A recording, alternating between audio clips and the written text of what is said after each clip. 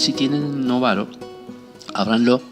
Yo voy a dar las páginas y títulos. No pretendan que lo que yo les digo está con ese título. Ese es el tema que trata esa página. Porque ese es otro problema con la comprensión de texto y los alumnos. Uno le dice, está en tal lugar, en tal capítulo de tal libro. Me dice, doctor, no encuentro. Sí está, lo que pasa es que hay que leerlo. No, esto no es la secundaria, página 5, capítulo 1 y el titulito. Aparte, los autores, miren, Novaro tiene una serie de libros. Con Novaro ya hemos trabajado en el ingreso. Y el anterior material de Novaro es totalmente distinto a este. Y son casi la parte final del mismo periodo. Pero eso lo tiene desde otro abordaje. Lo tiene por eje, por punto. En la economía, en tal cosa, en tal cosa, en tal cosa, y va desarrollando. Acá lo toma por periodos. Entonces, fíjense, el mismo autor cómo ordena los temas. Entonces, están concentrarse. Lectura, 0 WhatsApp, 0 Internet, lectura. Bien, vamos a la página 195, capítulo 8, la conquista de la democracia. Marquen con una X, con un flúor, con lo que sea. Esto vamos a hacer una especie de marcaje de texto rápidamente. Nos van a marcar todo, le digo la página y el título. En la página 195, Novaro nos va a establecer, mejor dicho, un resumen, como lo hace al principio de cada capítulo. Ese resumen, sí, la página 195 no está marcada, por eso se preguntan.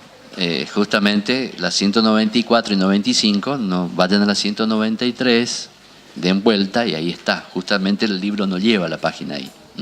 Bueno, ¿solucionado el tema? Sí, seguimos. En esa página está el resumen de lo que va a tratar en la presidencia de Alfonsín. Y esto hay que remarcarlo. Novaro hace un brillante resumen. El resumen es para usted el contenido y el eje de lo que van a tratar en ese capítulo. Muy bien establecido.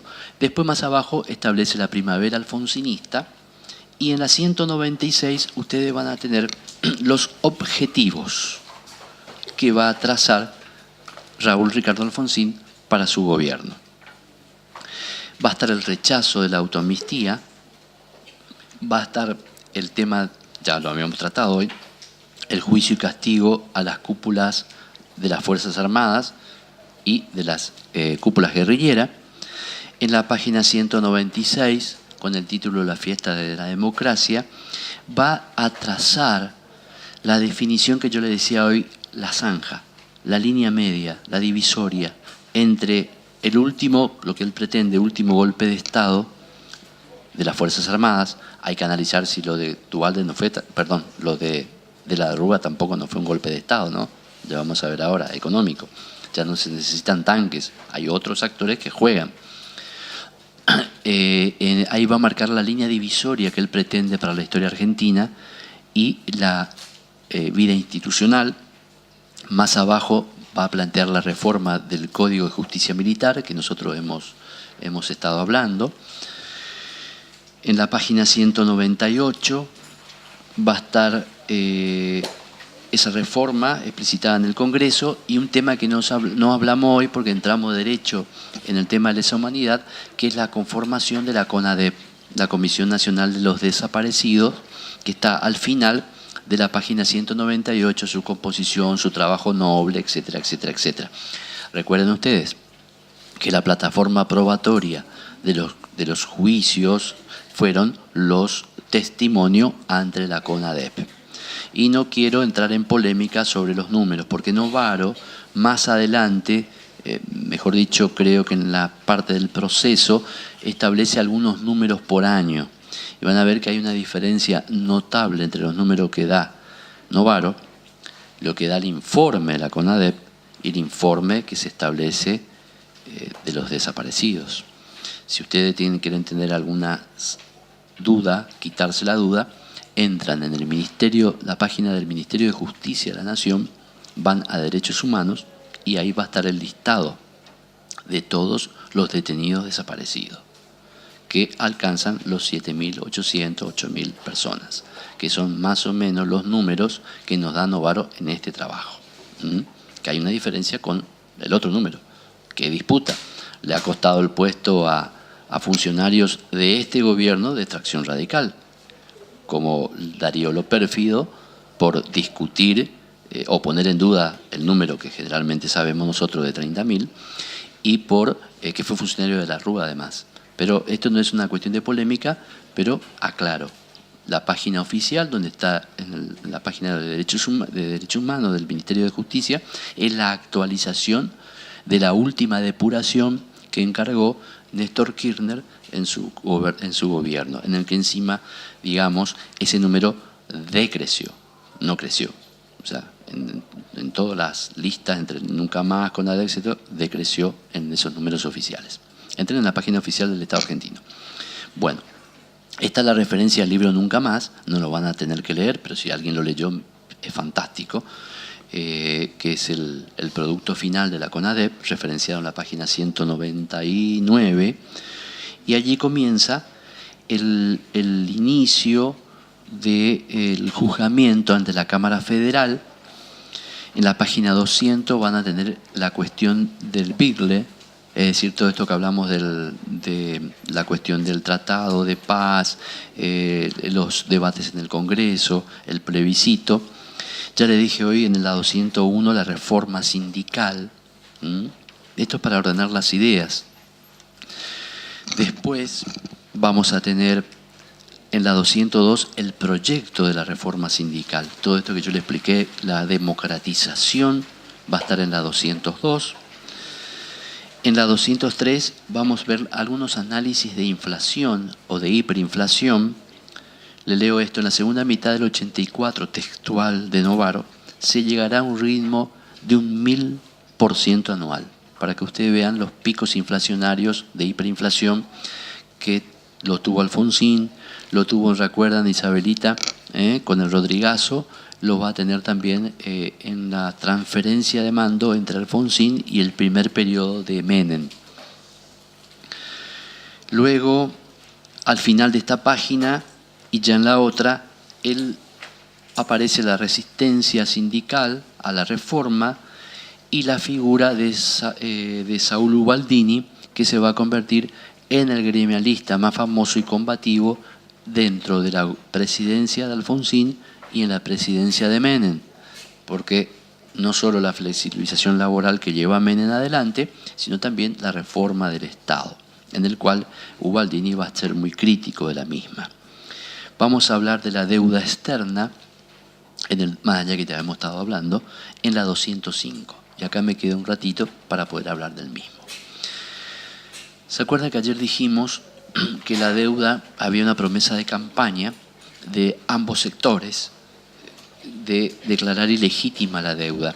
Acá Novaro nos habla específicamente de lo que yo les conté a ustedes de 1982, el problema de la deuda en México, etcétera, etcétera, el club de los deudores que se pretendía establecer, y que cuando asume Alfonsín va a estudiar la deuda y lamentablemente, según como dice textualmente Novaro, separar la deuda legítima de la ilegítima.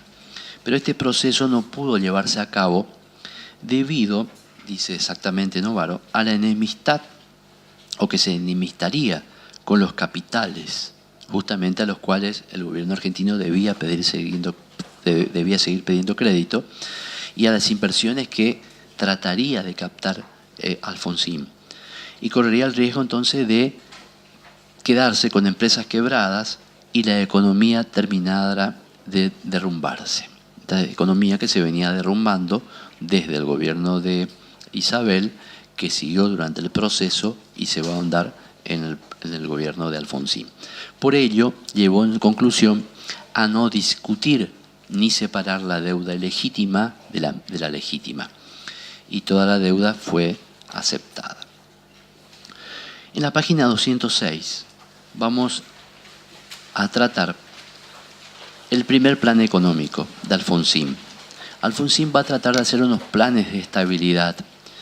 Va a tener el austral, el primavera, va a ser el primavera, el austral, el australito, que en realidad son todos planes recesivos de los mismos cortes que se hicieron durante el proceso y que se hicieron más atrás aún durante la época de la Revolución Libertadora de Argentina. Son procesos le digo la síntesis, después lo vamos a tratar de leer, donde se trata de congelar los salarios, poner a la par las tarifas, congelar los precios y frenar o cesar la emisión monetaria. Eso, señores, es como pararse en la zona de Yacyretá, acá mismo, vamos al río y nos paramos todo con cartones, ¿no es cierto? O con madera, y tratar de frenar el curso del río Paraná. Dura segundos. Luego, naturalmente, el curso del río nos lleva. Bueno, estos cócteles fueron lo que permanentemente se fueron implementando y son situaciones momentáneas. Al no haber cambios estructurales en la economía, en el financiamiento del Estado, todo lleva a una inmediata emisión de moneda o solicitud de más créditos. Este primer plan, vamos a Novaro, página 206, nos dice que se había ignorado la complejidad de la situación externa en las relaciones de la economía, se dejó de lado la concentración de recursos en pocos grupos empresarios, la totalidad o la centralidad de la acumulación financiera y la rapidez con que se podían bloquear las iniciativas. Que los afectaran fueron una sorpresa, no solo para Raúl Ricardo Alfonsín, sino para buena parte de la dirigencia civil. Además, cierra este párrafo con que el optimismo en que los intereses concentrados desmintieron en cuanto a la economía quedó de nuevo igual a aquel 1975, al borde de un proceso de hiperinflación y una carrera atroz, por ahí hay palabras que les cambio, pero es el sentido, y una carrera atroz detrás del dólar. La carrera y la apuesta permanentemente a la compra de la divisa extranjera, que es el problema central nuestro, señores. Ustedes pasan nuestras fronteras y van a vivir al Brasil. Y en el Brasil no estamos a cada rato en cada boletín. El dólar vale tanto. No. El brasileño vive con el real. Su moneda. Su patria. Orden y progreso. Nosotros vivimos detrás del dólar. Digo nosotros porque también uno siempre compra dólar. Trata de tener reservas en dólares. Se supone que es un refugio, que es también un mal refugio.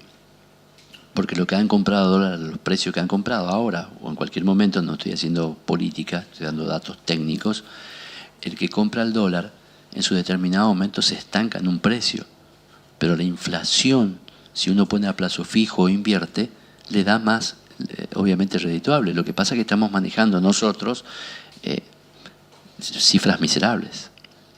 Pero el argentino permanentemente alimenta esa carrera del dólar. Y esa carrera del dólar lo vivimos ahora, lo vivieron ustedes. Así que lo que estamos referenciando acá, de la carrera del dólar, en el proceso, con Alfonsín, en la época de Menem, por eso esta idea descabellada de, ya que tanto amamos el dólar, dolaricemos. Claro, si tanto amamos el dólar, la convertibilidad es una especie de dolarización, porque ahí está el problema nuestro. Y saben que es un problema subconsciente.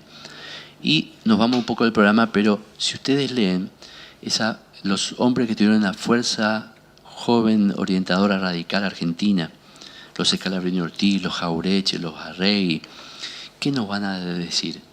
De que somos, de la mente estamos colonizados, de que no tenemos un sentido patriótico, que no vemos a nuestro Estado como el centro del mundo, lo vemos como una periferia, que tenemos sentido de individualidad, que no pensamos en el otro, porque cada dólar que vamos a comprar sabemos que el precio sube y la carrera continúa.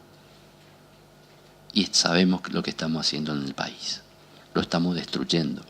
Porque la apuesta al dólar significa inmediatamente la desvalorización de los salarios.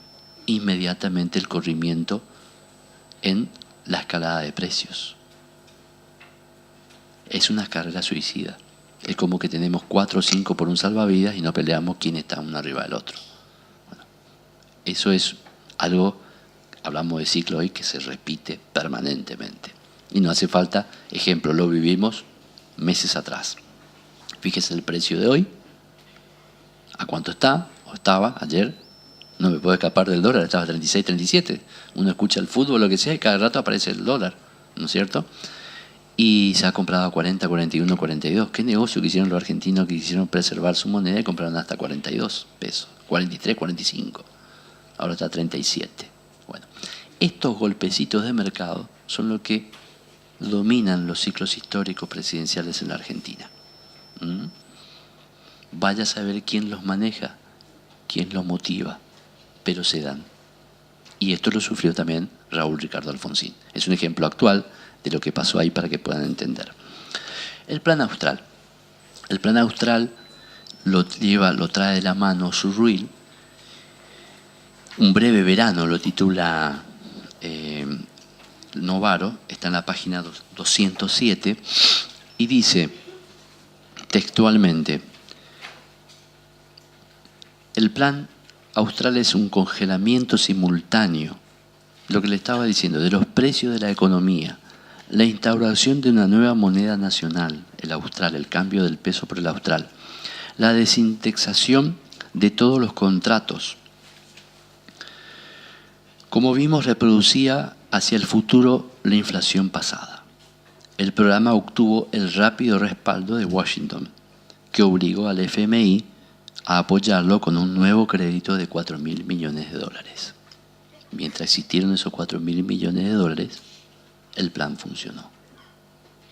¿No le parece que son las noticias que escuchábamos ahora? Que mientras llegaban remesas del fondo, se frenaba el dólar y algo funcionaba. Son los graves problemas de fondo de nuestra economía. Y ya le vuelvo a decir, no hay ideología, no hay gobierno de libro democrático, a todos les está pasando, o a todos les pasa lo mismo, hasta que no cambiemos las estructuras total económica en la nación argentina, la distribución de los impuestos, la recaudación, etcétera, etcétera. Y además que no cumplimos las leyes. Nuestra Constitución fue reformada en 1994. ¿Y qué nos mandaba? Nos mandaba a hacer un nuevo sistema de coparticipación federal. Al día de la fecha no se logró, ni se va a lograr, señores.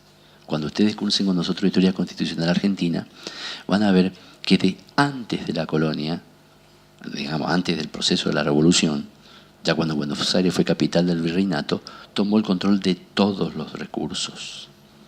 Y después, en el proceso revolucionario, en la lucha entre interior y Buenos Aires, federales y unitarios, pacto federal de por medio, etcétera, etcétera, la consagración de la Constitución y hasta la vida de hoy, es el tema central, la recaudación y la distribución de los fondos. ¿Dónde quedan? No somos federales, pero no actuamos como un sistema. En el sistema de reparto somos unitarios, no somos federales. Siempre se le ha planteado del pacto federal, etcétera, etcétera, y la famosa reforma impositiva de que cada distrito, como en otros países, como podría ser Estados Unidos, sea una carga impositiva en relación al consumo directo. Es decir, lo que Corrientes consume es lo que Corrientes debe percibir en la relación impositiva. Esto no se da. Se da una recaudación general en la que el Estado toma primero para el funcionamiento de los gastos políticos y los gastos estructurales de la nación. Vayan al presupuesto. Este presupuesto de hoy se replica para atrás, o sea, es un ejemplo actual, pero que sirve para todos estos ciclos.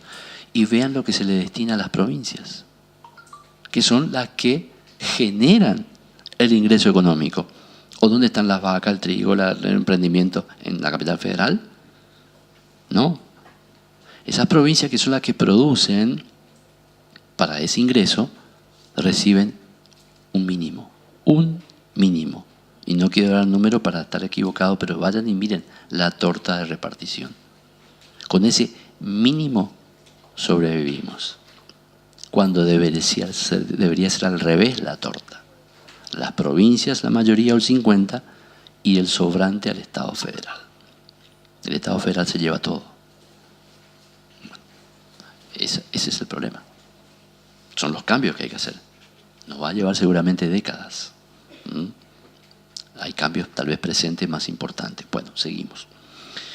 El programa entonces obtuvo este respaldo, llegaron dólares, y esto, más la instrumentación por sorpresa, porque fue un secreto la instrumentación del plan de Surruin, permitió disminuir drásticamente el índice de precios de un 30.5 al 2. Pero fue un verano, por eso se establece un breve tiempo. El austral además va a ser atacado desde la, obviamente, oposición, porque el justicialismo va a plantear de que si se impuso el cambio de moneda, sobre todo el cambio de moneda, por un decreto, no pasó por el Congreso. Entonces era inconstitucional. No se puede cambiar la moneda sin que la Cámara de Diputados, sobre todo, y el Senado, debatan esta cuestión. Sobre todo la Cámara de Diputados, que tiene dos resortes clave. Diputados es la representación de nosotros, es donde está el concepto de la soberanía popular, de la soberanía rusoniana, si ustedes quieren, o la evolución. Hay distintos conceptos, ya lo van a estudiar eso en distintas materias. Pero dos resortes privativos de diputados. Y esto lo digo ahora porque lo vamos a ver. Alfonsín no tocó esas circunstancias. Pero a partir de Menem, para aquí, de la presidencia de Menem, van a escuchar ustedes los famosos DNU, Decreto de Necesidad y Urgencia. Resulta que nosotros consagramos en la Constitución Nacional un principio de la no delegación de las facultades inherentes de un poder a otro. Artículo 29. Por aquello de que Rosas tenía mucho poder, etcétera, etcétera, y que podía hacer lo que quería. Le estoy haciendo muy linealmente. Son las facultades extraordinarias, que no solo gozó Rosas, gozaron todos los gobernadores de la época. Pero bueno, Rosas fue tomado como chivo expiatorio. Aparte era el que estaba a cargo de la Confederación Argentina. Esta delegación la hace el Congreso. Y el Congreso no puede delegar esto, la creación de moneda, la creación de impuestos, porque es inherente al Congreso Nacional. Y lo otro que el Congreso no puede delegar es el reclutamiento de tropa. El reclutamiento de tropa, fijar cuotas, cantidades, etcétera, son los dos resortes privativos. Ahora, todas las negociaciones de deuda externa que se realizan por los gobiernos y los ejecutivos y los acuerdos, al Congreso le llega hecho, cuando debe partir desde el Congreso. Eso, señores, es una delegación de las facultades extraordinarias impedida por la Constitución Nacional. Claro, se van a crear mecanismos y resortes a través de la ley de emergencia, de la delegación en el tema de la deuda externa, pero eso son cuestiones que es mi trabajo. Es como que yo le delegue a las tres señoritas de enfrente: vengan, siéntense y den la clase. Yo me siento ahí. ¿Están en condiciones de dar la clase? Puede ser que sí. Pero aunque fuera que sí, no es su función. Es mi función dar la clase. No que la señorita le dé la clase a ustedes. Bueno, entonces, si yo soy elegido legislador, debo tener todas mis funciones y no delegar en otro. ¿O soy un inútil que no puedo trabajar en eso? El problema es que los gobiernos necesitan esa velocidad para poder arreglar con el Fondo, el Banco Mundial y todos estos créditos. Porque el proceso de elaboración desde el Congreso llevaría sesiones maratónicas, etc. Estos son los argumentos en pro y en contra, ¿no es cierto? Pero es un tema que va a arrancar con Menem. Menem, en los primeros años, ahora ya lo vamos a ver, emite 400 decretos de necesidad de urgencia. Ya vamos a ver con la ley de la reforma, y eso se va ampliando. Hay presidentes que llegaron a 500, 600, pues eso se va duplicando. No estoy hablando del presidente actual, estoy hablando de periodos anteriores. Bien. El actual, entonces, el austral mereció esa tacha de inconstitucionalidad por la oposición política del justicialismo. También, a su vez, la CGT, textual de Novaro le estoy diciendo, ¿no? por su parte, convoca a nuevos paros generales, ese conjunto de paros generales y por sectores que sufrió Alfonsín.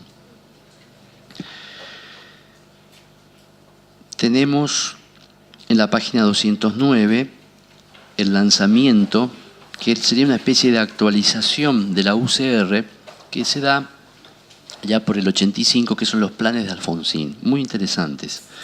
Planteaba en este discurso que para él lo peor había pasado, es decir, todas las cuestiones de estabilización, de institucionalización, los problemas que iba llevando adelante, que ya hemos estado describiendo desde hoy, iban a pasar y había que comenzar a pensar en lo nuevo. Lo nuevo es la modernización económica, la ética, la solidaridad y la democracia participativa. Es una versión socialdemócrata de los lemas del justicialismo.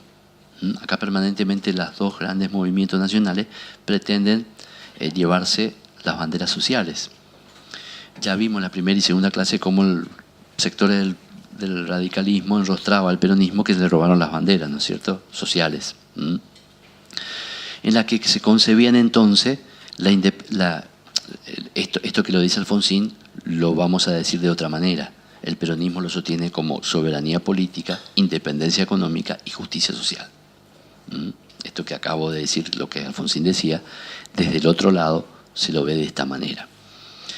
En lo que confluían aquí ideas incluso de la derecha y de la izquierda, y incluso del liberalismo económico, para una superación de esa línea de pensamiento de irigoyenismo-peronismo, y plantear lo que Alfonsín marcó como, ustedes lo tienen como convergencia, no sé si convergencia nacional o democrática, lo titula Novaro, pero lo que se tituló como tercer movimiento histórico.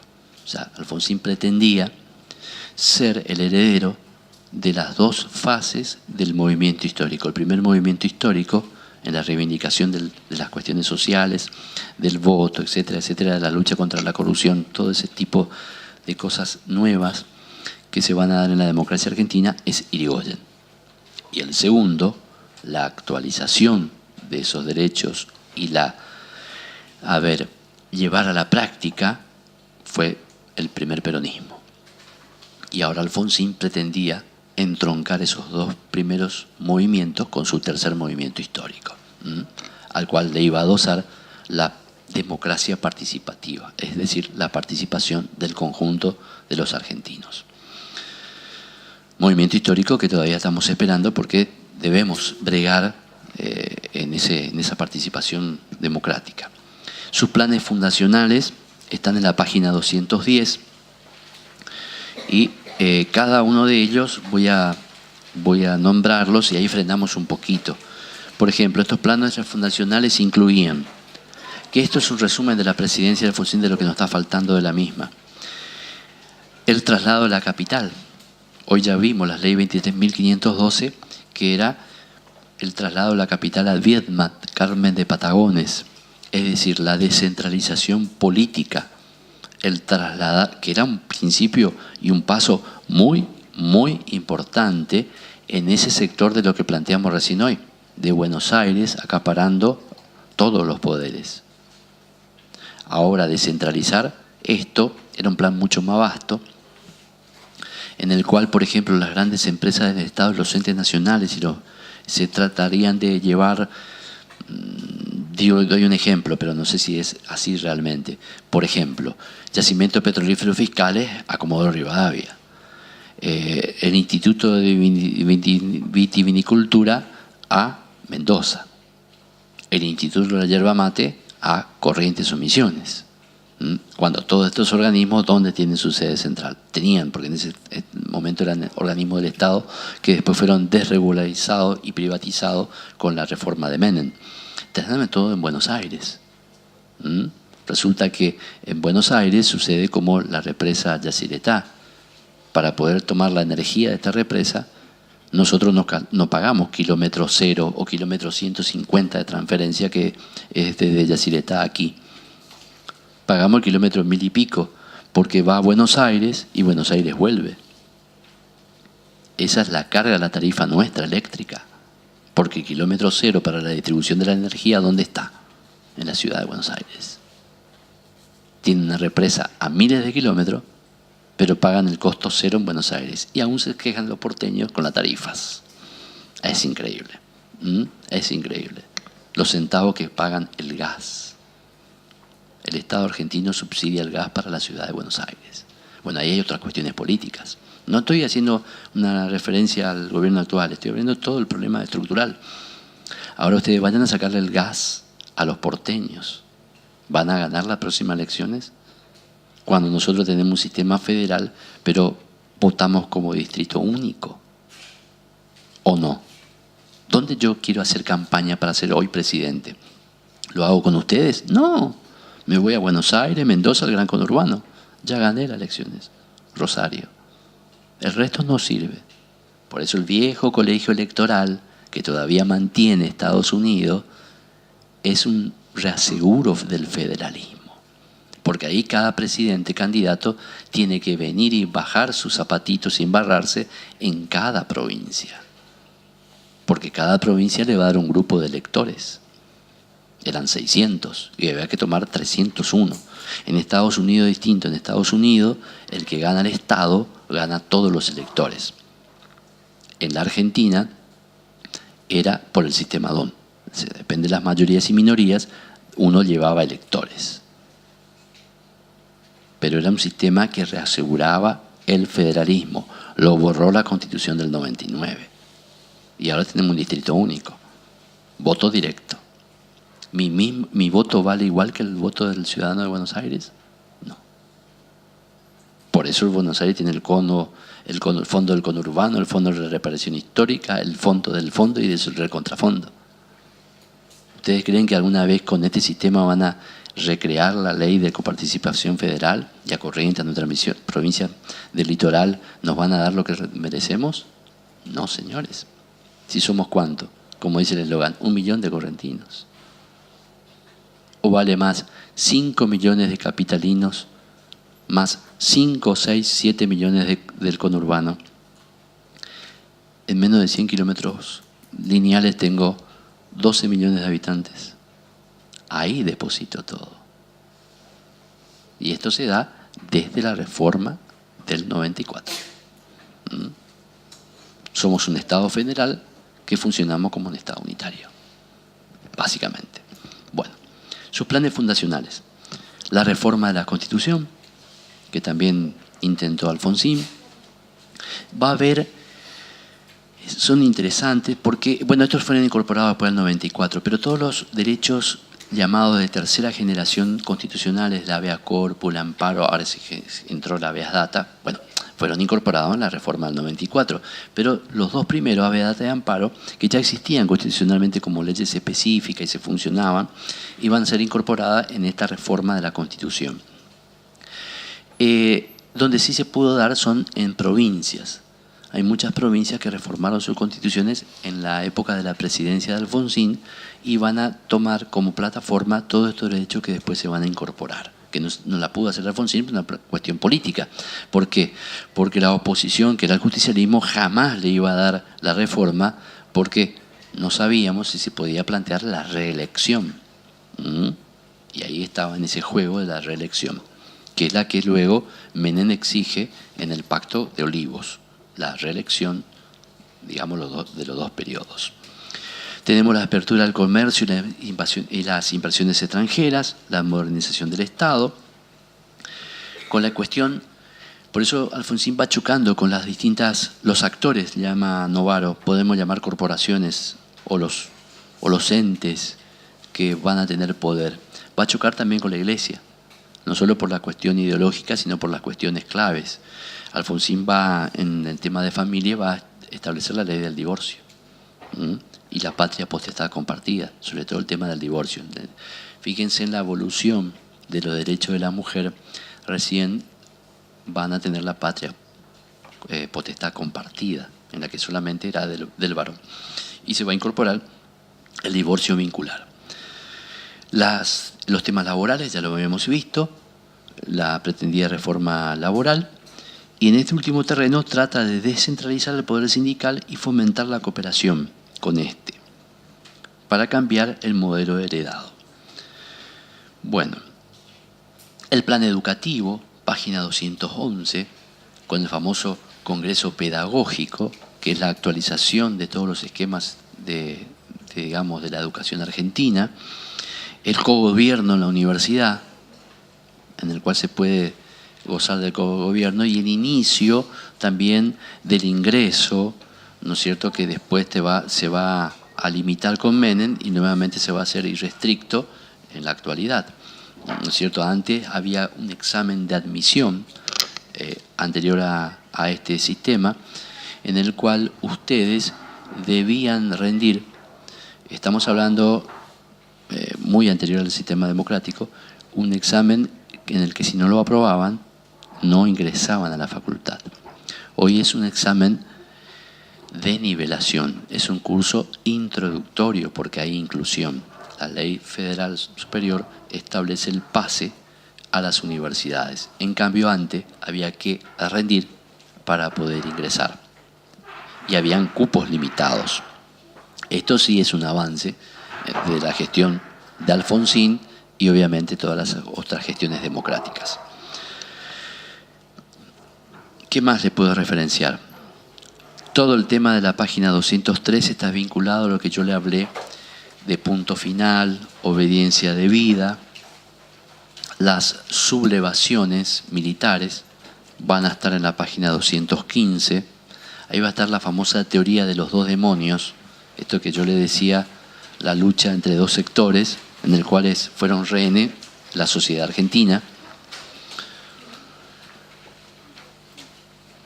En la página 217, el tema del australito, que es el plan derivado del austral ante el fracaso, y luego ya vamos hacia el final de la presidencia de Alfonsín, en la página 220, con más sublevaciones militares como la de Villa Martelli.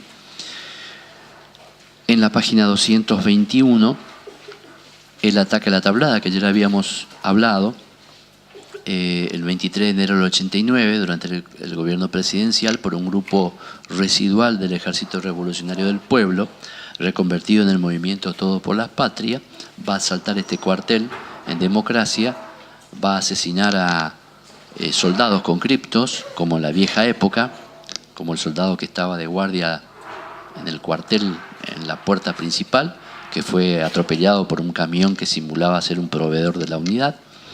Se van a dar intensos combates allí, adentro. Esas proclamas planteaban el robo de los tanques que estaban ahí en el regimiento de infantería, pero atrás había un regimiento de tanques, en los cuales, por eso entraron disfrazados de militares, aunque lo delataba el largo cabello, y como había mujeres además nicaragüenses, etcétera, etcétera, de otras naciones, cubanas, fueron delatadas rápidamente que no era un movimiento interno, cara pintada, porque el objetivo era confundir a la población lanzando panfletos de que era uno de estos alzamientos que se realizaban y marchar con los tanques a Casa de Gobierno para plantear a Alfonsín que haga la revolución socialista. Realmente algo totalmente descabellado, ¿no? Era como cuando la tendencia revolucionaria le imponía y le quiso imponer de prepo a Perón la revolución y la patria socialista. Le fue como le fue. Y acá también a estos hombres le fue como le fue. Bueno, a partir de ahí es el periodo final de Alfonsín, año electoral, año 89. El año 88, la última sublevación del que tuvo Alfonsín también, en diciembre, va a tener unos ribetes de reclamos internos, pero de alineación de los sectores nacionalistas populistas del ejército con Menem. Va a haber una alineación de Seyneldin con Menem, por eso luego Seyneldin se va a sublevar en dos oportunidades, pero en la última totalmente contra Menem, justo cuando va a llegar George Bush a la Argentina, porque las promesas que Menem hacía, prometía a todos, era como el encantador de serpientes, Al liberal le prometía liberalismo, al de la izquierda le prometía izquierda, al nacionalista le prometía nacionalismo, a la iglesia le prometía lo que quería escuchar. O sea, a cada uno prometía lo que, digamos, quería escuchar ese uno. En este último periodo, Alfonsín va a tener que entregar antes el gobierno, en julio, antes que diciembre, porque va a ser un proceso insostenible. La sublevación del militar interna, motín de diciembre del 88, el ataque a la Tablada en el 89, a partir de ahí vienen las elecciones en mayo y un anticipo atento a los saqueos, a los golpes de mercado, a la hiperinflación, a la suba del dólar, al descontrol de los salarios y del precio, un cóctel que llevó que el 8 de julio del 90 entregue el gobierno anticipadamente a Menem, ¿no es cierto?, que quería anticipar la jugada.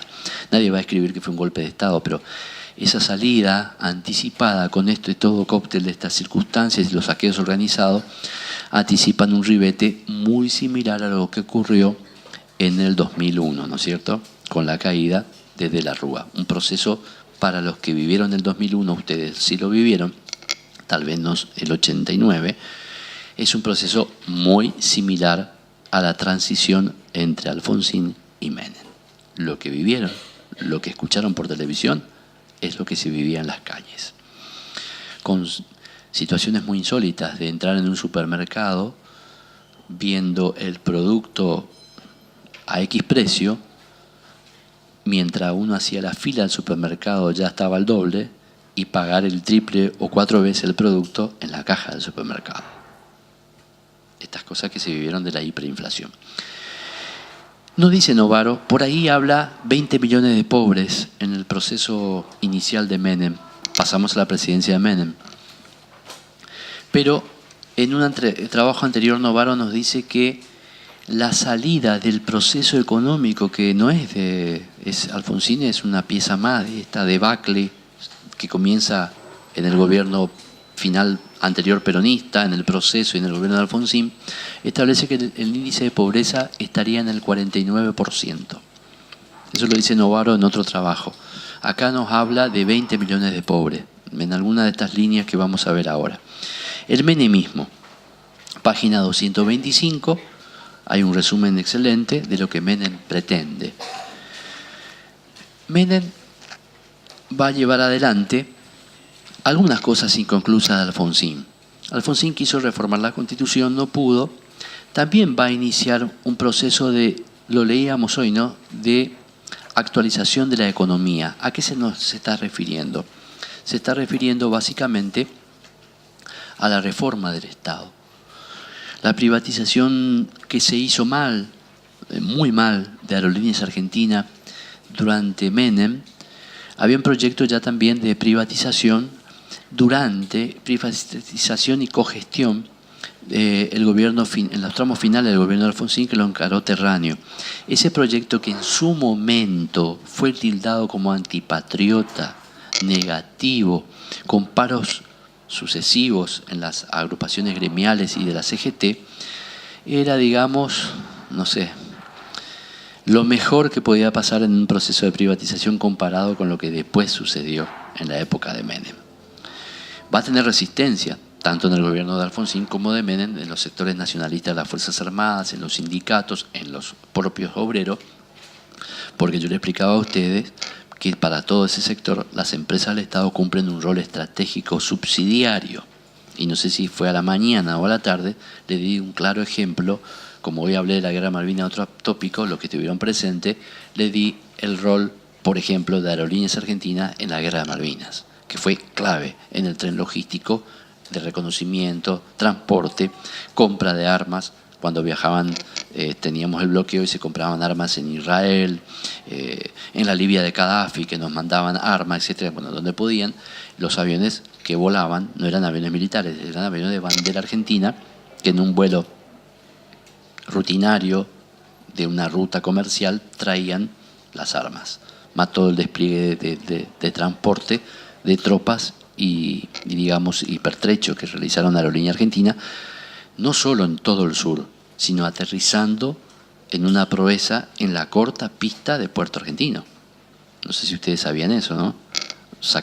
¿A qué me refiero con esto? Sacándole los asientos a los aviones de transporte, porque nuestros aviones de transporte de la Armada y la Fuerza Aérea que volaban no completaban la cantidad de aviones que iban volando. Entonces era todo un tren, se llama puente aéreo, la definición militar, en que los aviones eran quitados sus asientos y donde a granel se sentaban en el suelo regimientos completos, desde el jefe al último soldado, con su fusil y su bolsa portaequipo. Eso bajaba en el propio puerto argentino y rápidamente tenían que bajar en el proceso de la guerra. Bueno, todo ese tren logístico lo hizo la Fuerza Aérea y sobre todo Aerolíneas y Austral. Por eso, cuando se la van a privatizar, ese es el rol de las empresas del Estado, el rol subsidiario, el segundo rol que tiene en la movilización de un país. Vaya a movilizar hoy una aerolínea como Flybondi para un esfuerzo de guerra. Le van a pedir que por adelantado se le paguen por los servicios. Ya conté a ustedes el valor de cuando se va a crear YPF, que acá que entra en el gobierno de Menem en todas las privatizaciones, cuando el general Mosconi, en distintas maniobras de la naciente aviación, querían trasladar todo una especie de desplazamiento a la Patagonia y no se podía hacer. ¿Por qué? Porque primero la Shell británica le pedía el pago completo de la carga de cada avión. ¿Se imaginan una operación? Estar en el surtidor y cobrando, como si fuera uno cuando va a cargar combustible.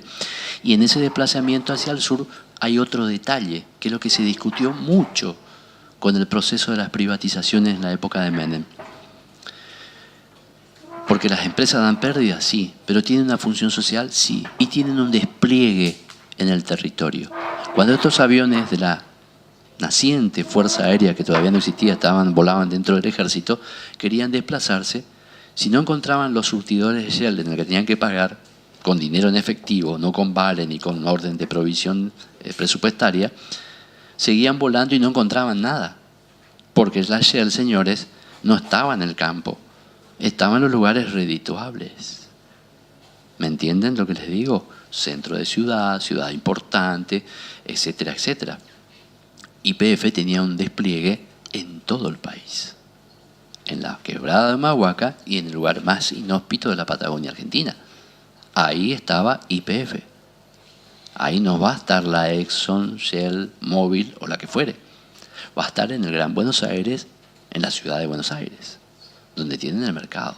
Bueno, esto es lo que se discutía, le doy con un ejemplo, con la desregulación y la reforma del Estado. Dos leyes que no necesitan saber el nombre porque Novaro lo explica: reforma, las dos famosas leyes de reforma del Estado y la desregulación, que es el proceso, el inicio del proceso de las privatizaciones, en el que el proceso de las privatizaciones van a ser un capítulo, según el autor Ernesto González, secretario y técnico del último gobierno de Perón, que es la entrega de la Guerra de Malvinas. Pero ya vamos a entrar en eso. Antes de la privatización y la reforma, que también encaraban este liberalismo que Menem dijo que no iba a hacer y después llevó adelante, por eso Menem llevó a todos los sectores hacia el voto a él. Pero luego va a cambiar su política. En el frente, nos queda poco tiempo, así que vamos a ir resumiendo. En el frente interno militar le prometió a Sindeldin un ejército nacionalista, un ejército que iba a recuperar Malvinas, un ejército en el que el misil Cóndor iba a ser operativo, donde iba a haber la bomba atómica, el submarino atómico, emprendimientos. ¿Qué le dio Menem a la estructura de defensa? Comenzó el desguace de las Fuerzas Armadas, presupuestario. Además, tocó algo clave, por eso las últimas sublevaciones. En el proceso de reforma y privatización, comenzó a vender las empresas estratégicas más importantes del sector privado, del sector del Estado y de fabricaciones militares. Donde fabricaciones militares, señores, construía desde un tren a un cañón, para que ustedes interpreten. Porque como no hay un empresariado nacional que va a construir lo que se necesita en el Estado, sino construye lo que necesita para él lucrar, fabricaciones militares del ejército, que manejaba el ejército, los ingenieros militares de las tres Fuerzas Armadas e ingenieros civiles, van a ser un complejo de más de 30 y pico de fábricas en lo que producían los sectores estratégicos para la vida argentina. Por ejemplo, como le decía, la siderurgia esta que está en La Plata hoy en manos británicas, que era de fabricaciones militares y fue lo primero que se privatizó y lo primero que compró Inglaterra.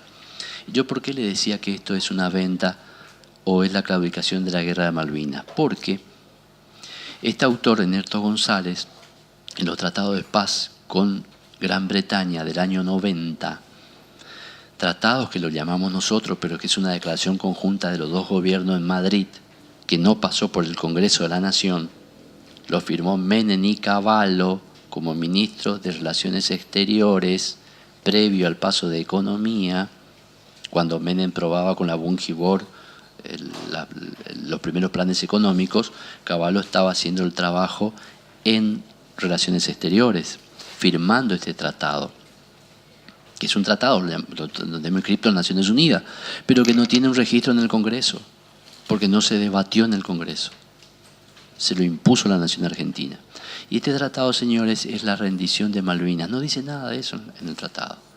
En el tratado nos va a hablar de paz, amistad, la teoría del paraguas, somos buenos amigos, podemos comerciar, derretir las relaciones militares, pero nos plantea algo. Nos plantea que desde el sur del río Colorado, qué casualidad, donde iba a estar Vietnam, carne de Patagones, la Argentina debe levantar sus bases militares. Debe informar con 30 días de antelación el movimiento de las fuerzas navales o terrestres. Indicar hora, día, desplazamiento. No puede haber 3 naves militares argentinas que surquen el Atlántico Sur y el Estrecho de Beagle o el pasos interoceánicos. Y esto vayan y miren. Miren el tratado. Es público. Artículos 5, 6, 7. Nos crea artificialmente un nuevo Estado, porque la Argentina, que no permitía, porque tenía un bloqueo comercial, había un bloqueo que Alfonsín había definido con las naciones americanas, menos Chile y Uruguay que le daban la plataforma para todo lo que se necesitaba desde alimento, infraestructura, nadie podía comerciar con los ingleses en Malvinas. Menem levanta eso, levanta el bloqueo y permite oficialmente que los ingleses puedan hacer lo que hacen hoy. El área de exclusión militar, muy cerca de donde se hundió Lara San Juan, la exploración petrolera, la exploración pesquera, que den patentes de pesca. Por eso hoy tenemos un grave problema en el Atlántico Sur. Los pesqueros obtienen patente nuestra, los mínimos, la masa es clandestina y pirata, y los restos, el excedente, tiene patente de pesca de los ingleses en Malvinas. ¿Y dónde van toda esa flota pesquera a hacer sus reparaciones y estar? En Port Stanley o Puerto Argentino, en las Malvinas. Por eso es la derrota. Es el Versalles de Alemania, la derrota total. La entrega del manejo del Atlántico Sur a los ingleses, militar, económicamente. Y puertas adentro, qué casualidad que terminó esto, y Cavallo viene y desembarca en el Ministerio de Economía. Y nos aplica esto, la reforma del Estado y la desregulación económica, que destruye la vida, porque nuestro Estado estaba planificado desde el primer peronismo y desde antes, con un Estado estructural de economía cerrada. ¿Dónde le voy a hacer a trabajar a nuestra población si no hay emprendimientos? Si no hay industriales patriotas que solamente toman el crédito para hacer sus negocios. En el Estado, señores. Entonces el Estado crea cientos de entes. Tal vez algunos dirán que estaban obsoletos, que estaban de más. Pero esos institutos, como el Instituto de la Yerba Mate o el Instituto del Vino, ¿qué hacían? ¿Cuál era la función en la economía integrada de ese primer peronismo? Tenemos que retroceder para poder entender cómo era el Estado argentino. Hoy, señores, la yerba mate o el que produce se encuentra directamente con el de arriba, con el que va a procesar esa materia prima. ¿Y usted cree que está en condición el yerbatero de una hectárea, media hectárea de yerba, de pelear el precio? ¿Está o no? No, se le paga centavos. Fíjense, la Argentina está sacrificando sus vacas lecheras. La Argentina manda y se venden, o sea, los tamberos mandan los más importantes. Vamos a tener faltante de leche. ¿Por qué? Porque se le paga centavos. Bueno, esto era manejado con una economía regulada, que los distintos institutos ponían un precio sostén para que el que producía, esto es el famoso IAPI de Perón, que después cambió de estructuras, nombres distintos, pero era esa estructura. O sea, Menem en toda su reforma vino a destruir el primer peronismo. Ha atacado todas sus bases de estructura. Va a quitar todos estos organismos.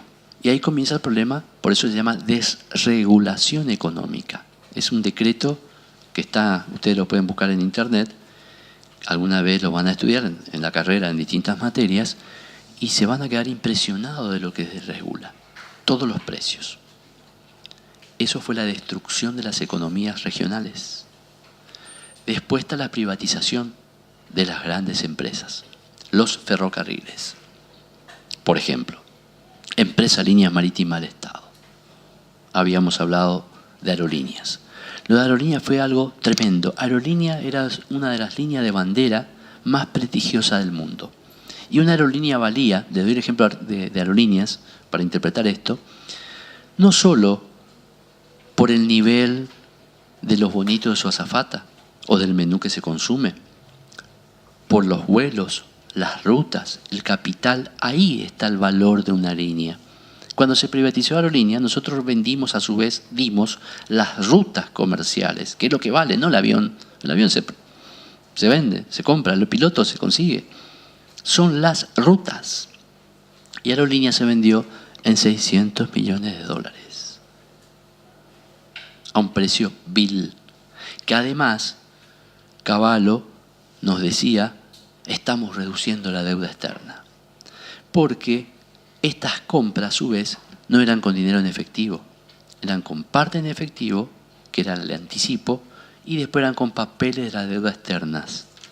Papelitos. Que, como el mundo nos cree que somos un Estado organizado, no nos cree. Saben lo que somos. Cuando yo emito un bono, no quiero hacer nombres actuales, pero es lo mismo, Bonex, Alfonsín emitió lo suyo, Menem los bonos, etcétera, etcétera, etcétera, y así seguimos el festival de los bonos. Yo emito un bono que esto vale $10, que lo voy a pagar, entonces cualquiera de ustedes, bonista extranjero, nos compra los bonos. ¿Por qué? ¿Por qué? ¿Compra porque es magnánimo, porque es bueno, filántropo? No, compra por una cuestión comercial. Yo, Estado argentino, le digo que este bono vale 10, que me lo guarde por 2 años, lo voy a comenzar a recuperar un primer tramo o el bono completo dentro de 2 años y le voy a pagar $14 en vez de 10. ¿El Estado argentino alguna vez cumplió? Jamás. Entonces ese bono que sale como 10 en la emisión y vale 14, se compra en las bolsas de comercio en Europa a centavos, porque no tiene valor. Porque nosotros como Estado no tenemos valor, porque no cumplimos la ley, no cumplimos lo que decimos. Pero las empresas que van a comprar nuestras empresas del Estado, etcétera, etcétera, compraban esos papelitos a centavos de dólar. Pero cada uno valía 10, 100, 20, lo que valga. Entonces se venían con papelitos, containers de papeles que decían, acá está entrando y descontando $1.000 millones de la deuda externa argentina. Yo me lo compré por 20. Una tremenda estafa y corrupción. Así se entregaron lo que se denomina las joyas del Estado argentino. Sí, empresas deficitarias, todo lo que ustedes quieran, pero empresas que tenían un rol social. Acá estamos en la discusión, después de la ideología de cada uno, va a plantear si esas empresas tienen un rol social, un rol movilizante. Ferrocarriles Argentinos, que tenía, en su momento fue recuperado de los ingleses con una todavía tenemos, ustedes saben cómo se planeó las redes ferroviarias argentinas, en la forma de rayos de bicicletas, ¿ustedes sabían? Buenos Aires el centro y ramales como si fueran bicicletas. ¿Por qué? Porque los ingleses querían sacar el vino de Mendoza, los minerales de La Rioja y Catamarca, un ramal. Querían sacar la producción de Rosario, un ramal. La producción editorial, un ramal. A la Patagonia, un ramal. No hay ramales interconectados. Le doy un ejemplo con las aerolíneas. Bueno, ahora comienzan con la aerolínea y la desregulación los vuelos. ¿Por qué no hay un vuelo de Corrientes a Córdoba? Porque son todos troncales a Buenos Aires. Así se planificaron las empresas, como ferrocarriles. Porque los ingleses, cuando planifican el ferrocarril, no lo hacen para el Estado argentino. Sí, traen como progreso, pero lo hacen para sacar la materia prima para el Imperio Británico. Bueno. Pero esas empresas y todo servían para movilizar la producción interna y la población. Esos son los ejemplos dolorosos. Después, el costo social de los obreros, de todo ese andamiaje del Estado que quedaron afuera, que fueron indemnizados con planes, donde todo ponían cancha de pádel. Lo viví esa época. Todo ponían maxi kioscos. Cientos de canchas de pádel, cientos de maxi kioscos, cientos de producciones. Ahora se terminaban los emprendimientos, obviamente fracasaban. ¿De qué vivían? Engrosaban el estado de pobreza en nuestro estado actual. Ahí está el origen. Más allá que la convertibilidad en su momento tuvo un boom, claro, porque se volcaban ese dinero de las indemnizaciones que se pagaban a los obreros, se mejoró entre comillas un poquito el salario porque era la plata dulce que había de las ventas. Estas ventas producían, por primera vez el Estado argentino dejó de emitir o de pedir en un breve tiempo. Realizó la convertibilidad que fue la fijación, pero ese dinero se agotó. Y después viene un segundo plan de reformas de Menem para venderlo hasta las plazas públicas y donde ya pedía, emitía y vendía. En ese breve tiempo se da el boom, que es el de las grandes compras del año 92, 93, en el que todo ese dinero fue volcado al mercado interno, pero totalmente artificial, como fue el gran boom que vivimos años atrás de las compras. El mismo proceso. En ese caso fue precios excepcionales de la soja. En este momento fue el producto de las ventas del Estado. Y los argentinos, no les voy a contar, los mayores habrán visto, aplaudían cada vez que una empresa del Estado dejaba de existir. Hoy lloran por las empresas del Estado. También que había casos como Telecom, bueno, no funciona muy bien Telecom todavía hoy, o lo que es Telefónica, o ¿cómo se llama? Sí, Telecom, pero en su momento era Entel, ¿no es cierto? Yo todavía tengo guardado el plan Megatel de Alfonsín de 1 millón de líneas. Comenzamos a pagar en casa allá por el 86 y todavía estoy esperando el teléfono. Y lo tengo con boletitas, eran así. 150, 200 planes, bueno, para que ustedes vean, está bien, esa es la ineficiencia, pero era una empresa del Estado, ¿no es cierto? Son ejemplos cómicos, y ahí, en esos ejemplos, utilizaba, nuevamente, hoy hablamos, ¿se acuerdan? Ayer hablamos los socios del proceso, los medios de comunicación, la propaganda, sobre esos puntos. Nadie, obviamente, explicaba el valor de las empresas del Estado que yo le estoy dando, explicaban lo malo, el tren que no llegaba, el tren que esto, bueno. Sobre eso se montó esa circunstancia. Esa fue la destrucción de Menem con sus reformas. También en la vía, acá tengo un esquemita, sobre los indultos. Menem también va, en su proceso de reelección, va a comenzar a plantear a saldar heridas, cerrar grietas, se dice ahora, ¿no? Entonces va a dar los decretos 1002, 3, 4 y 5 del 89, en el que va a indultar. Es decir, ¿se acuerdan que nosotros vimos cómo la falta de cumplimiento de la ley? Cómo la NUCE creó una Cámara Federal, fueron juzgados los terroristas, con la ley en la mano. Después vinieron hordas que asaltaron las cárceles, se sacaron y después sacamos una ley de amnistía y de indulto para dejarlos afuera. Después cuando Cámpora va a desafectar todos esos mecanismo. A los 4 meses Perón va a reinstalar el organismo y no sé para qué está cumplimiento la ley. Bueno, fíjense todo lo que hablamos de lo que les costó a Alfonsín hacer el juicio a las juntas, de condenar a las 2 cúpulas, de cerrar el tema. Viene Menem, porque quiere ser reelegido, y con 4 decretos suelta a todos.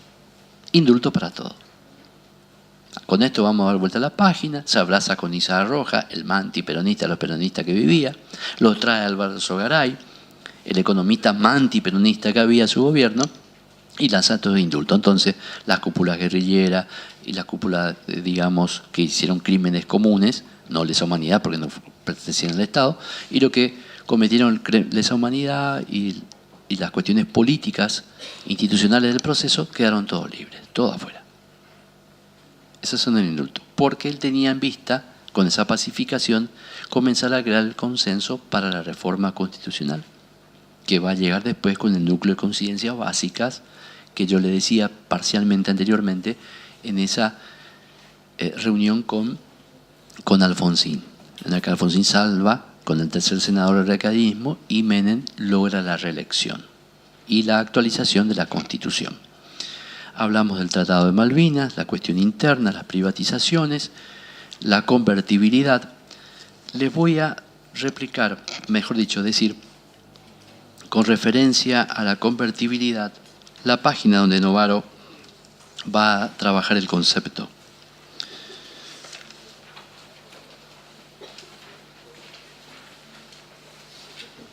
Primero, Menem tiene 3 sectores o 3 grandes cuestiones en el Ministerio de Economía.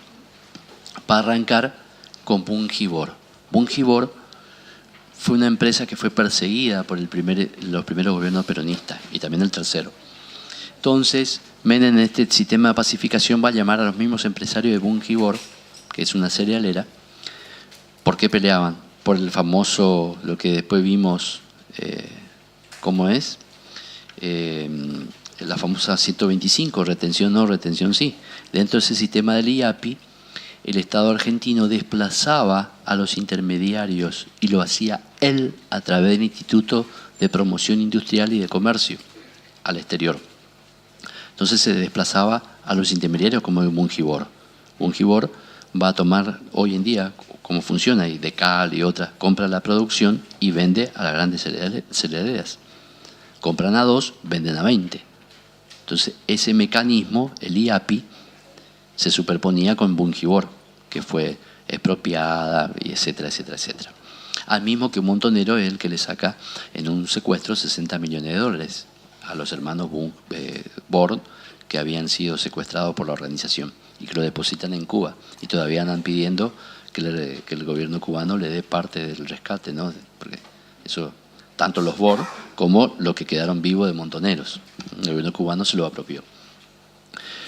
Decíamos entonces en la página 231, va a estar esta secuencia de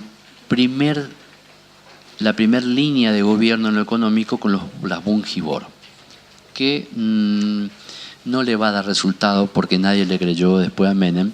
Él quería un control y un pacto de precios con las empresas formadoras, etcétera, etcétera, que eso no va a dar cabida.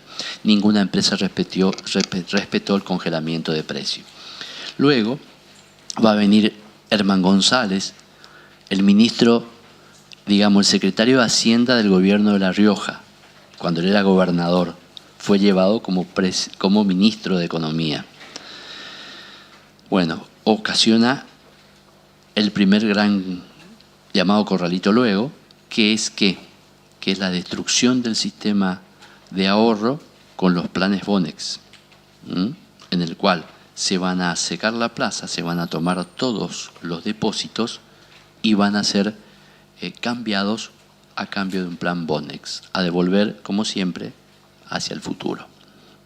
Un símil del corralito, que posteriormente se va a emplear en el gobierno de la Rúa, y que va a ser el inicio de la caída de la Rúa.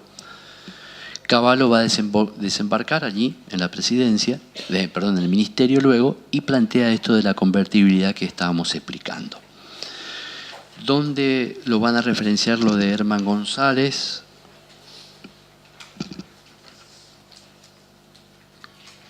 En la página 235, parte de la 236, y la convertibilidad está bastante bien explicada en la página 240-241 del libro que ustedes tienen. Todo esto que estábamos hablando. Menem va a ser reelecto, su segundo gobierno ya no va a ser tan bueno.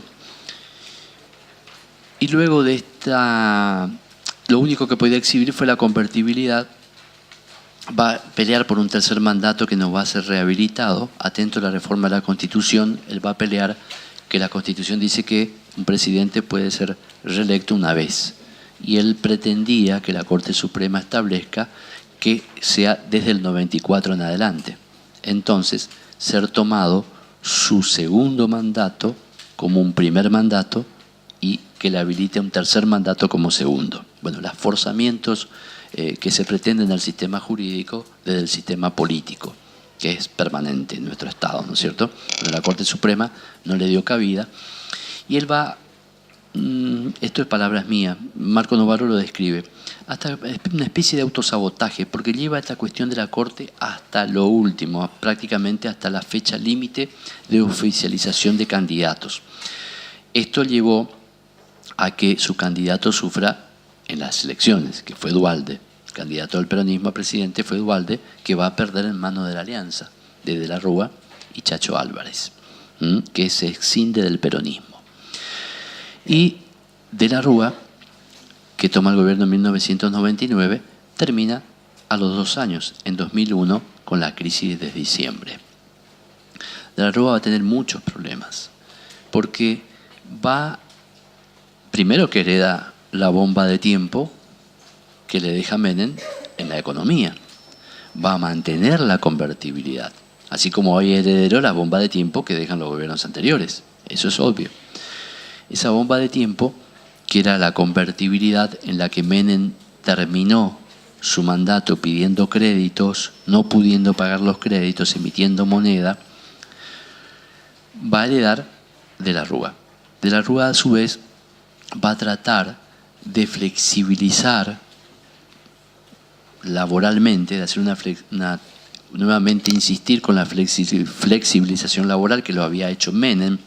Por falta de tiempo casi no podemos hablar, pero Menem había destruido o flexibilizado la cuestión laboral, comprando a sindicalistas y tratando de ir destruyendo sobre todo a Ubaldini, que se oponía férreamente a la flexibilización laboral, que era también un elemento clave dentro de la desregulación de la reforma económica y del nuevo empresariado que iba a invertir si tenía reglas claras. ¿Y cuál es la regla clara para el empresario? Utilidad, utilidad, utilidad, y un empleado que pueda entrar, que se han vivido en el mercado laboral, cuestiones en las que uno puede trabajar a prueba, puede ser echado, no indemnizado, etcétera, etcétera, etcétera, donde las cargas de las horas de trabajo no son las 8 legales, son muchos más, etcétera, etcétera. Esa es la famosa flexibilización que pretende el empresario. No digamos que vamos a volver a que sea el esclavo de la gleba de allá, pero se acuerdan que ustedes que Martínez II pretendía llevar las leyes laborales en 1944. Acá no era tanto, pero la flexibilización total.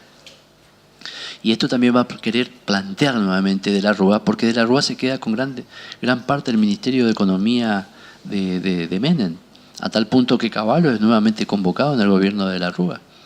Va a tratar de insistir, obviamente mantener la convertibilidad, insistir con los nuevos créditos y va a plantear lo que hizo Elman con el sistema de los corralitos, es decir, de frenar todo el tema de los depósitos incautados o quedado allí y en el cual no se los cambiaban por bonos, pero no se los podían extraer y se los convertían y se los dejaban allí. Esto fue lo que inició la caída de la Rúa en este breve gobierno. Además, los problemas internos. De la Rúa tiene problemas internos dentro de la Unión Cívica Radical. Choca con Alfonsín y la línea de Renovación y Cambio, porque obviamente va a luchar contra Alfonsín por las cuestiones liberales que plantea en su gobierno. Va a tener problemas con el sector de Chacho Álvarez, porque Chacho Álvarez pretendía una democratización, digamos que llegue, él planteaba mucho el tema de la lucha contra la corrupción al Senado, y justamente la reforma laboral va a llegar de la mano de una frase que se hizo célebre: la tarjeta Banelco. ¿Se acuerdan de eso, no? La compra de los que estaban en contra por parte del gobierno de la Rúa para que acepten la ley. Esto va a llevar a todo un enfrentamiento interno que va a llevar a la renuncia de la Rúa, de Chacho Álvarez como vicepresidente. Por eso es que cuando de la Rúa cae, comienza el sistema de vacancia. No tenía vicepresidente. Chacho Álvarez había renunciado. Y esto se da en el marco porque Duhalde, agente clave de los males de la Rúa, y que después fue presidente, va a entrar en contacto con Alfonsín y hace una especie de doble juego, porque entre los dos pretenden rectificar el gobierno de la Rúa y hacer un gobierno de unidad nacional para que se salve ese proceso que se sabía venía a naufragar. Pero puertas adentro del radicalismo y puertas adentro del peronismo había enfrentamientos. Desde el radicalismo por la cuestión de los planes económicos y dentro del peronismo porque Chacho Álvarez, que se había ido y era disidente y que marcaba el tema contra el sindicalismo y la corrupción peronista, estaba en el gobierno. Entonces esto eran trabas para que se puedan llegar a ese gobierno de unidad. Al final la Unión Cívica Radical los va a abandonar a De la Rúa por la cuestión de que plantea de que no llevaba, o sea, los consejos que se le daban se hacían o caían en saco roto. Al final De la Rúa hacía lo que quería. Así fue quedando solo De la Rúa.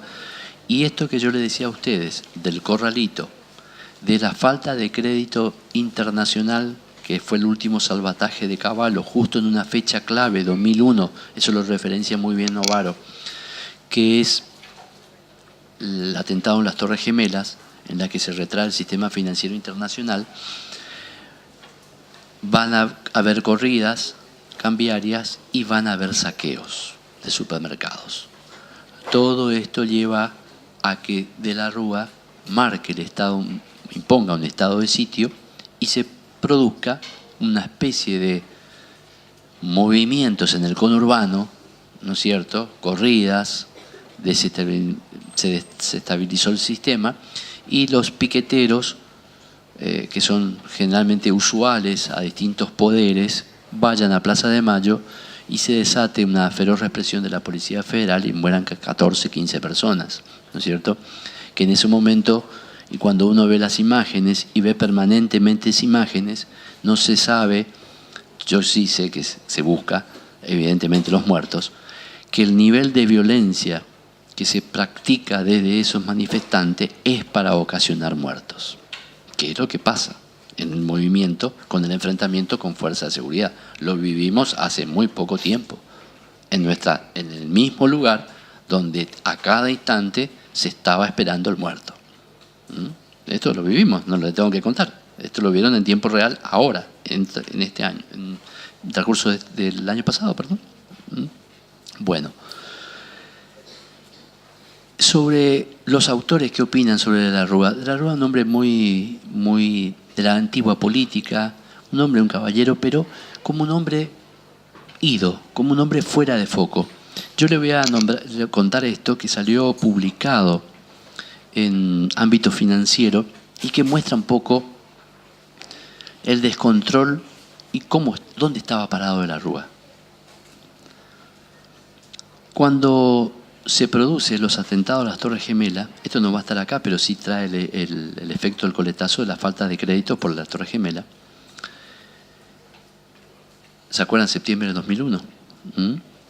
El mundo entra en un estado de conmoción y los países de Occidente van a plantear una ayuda a Estados Unidos en la lucha contra el terrorismo musulmán, o el terrorismo religioso o el terrorismo que fuere.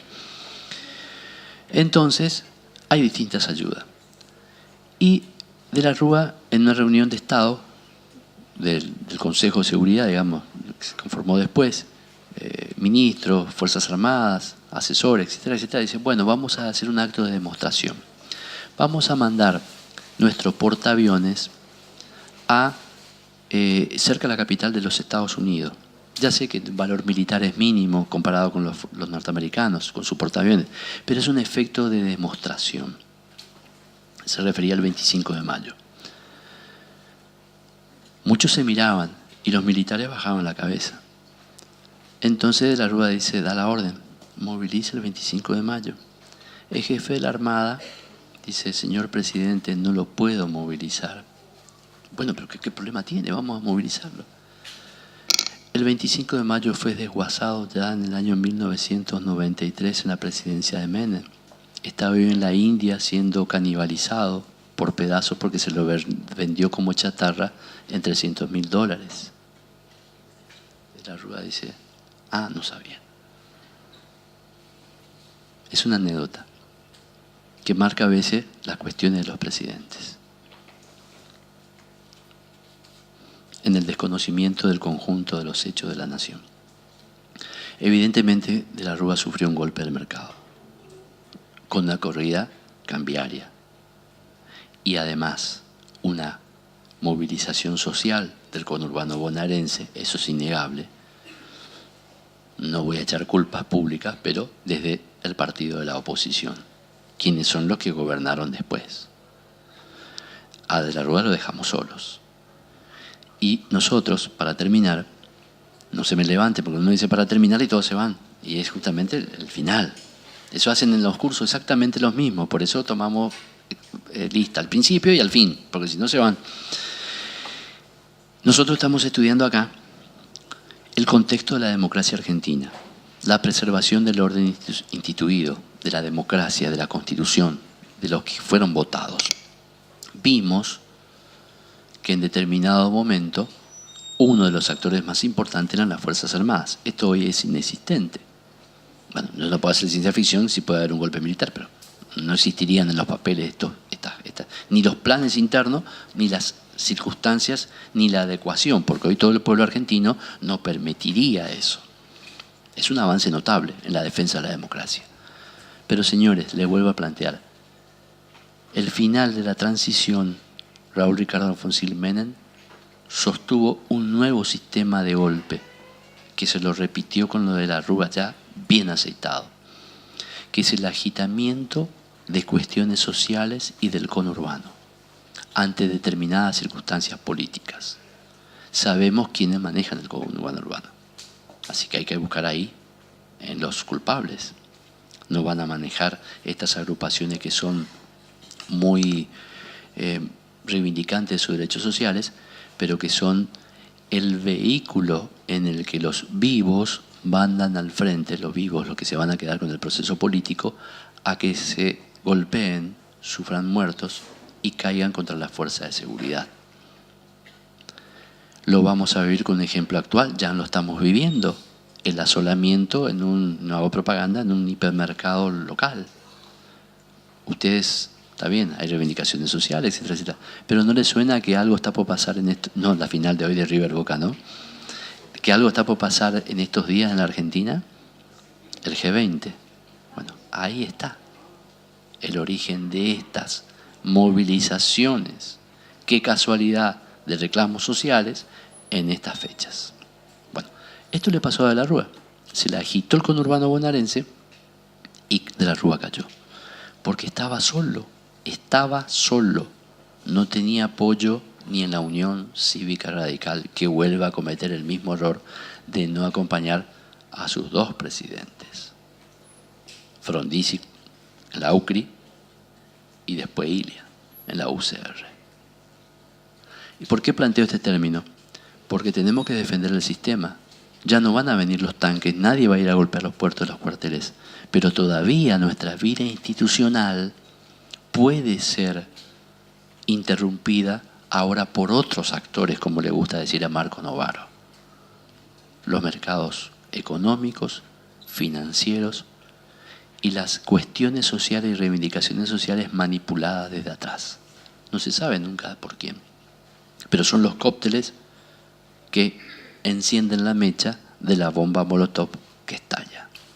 Y nosotros, ustedes como futuros estudiantes de Derecho y abogados, deben estar siempre por el imperio de la ley, el imperio del orden legal.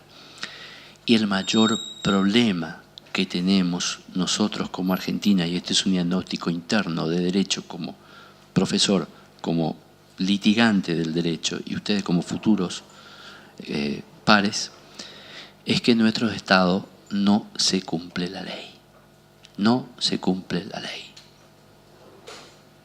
Cuando nosotros comenzamos a cumplir la ley y cumplamos lo que vamos a decir o suscribir en pactos sociales, económicos, políticos, vamos a mejorar nuestra calidad institucional y como Estado vamos a ser comprendidos y respetados. Hoy la Argentina no es respetada. Hoy la Argentina, donde se dice o lo que diga, se sabe que no se va a cumplir, porque no cumple. Absolutamente no cumple. Con esto de los bonos les estoy dando un ejemplo. Hoy estamos sufriendo un proceso de inventar nuevos bonos para tirar adelante los bonos. Ya sé que no es un origen de acá, pero el de acá culpa al de allá, el de allá al de allá y sucesivamente. Nadie dice qué puedo hacer yo de acá para adelante por el Estado argentino. Y me despido con una frase de Kennedy. Kennedy decía, como ciudadano, no esperen lo que Estados Unidos haga por usted. Usted debe todos los días hacer algo por Estados Unidos. ¿Y cómo? ¿Cuándo? En la misión y en el rol que cada ciudadano tiene. El estudio, el trabajo, la seguridad, lo que fuere. Desde cada uno de nosotros en el cumplimiento, dije, de la ley, porque somos tramposos. Está bien, yo llegué tarde hoy, incumplí la ley. Ustedes se van antes, incumplen la ley. Bueno, en cada momento, en cada circunstancia, el apego a la ley. Así tendremos una gran nación.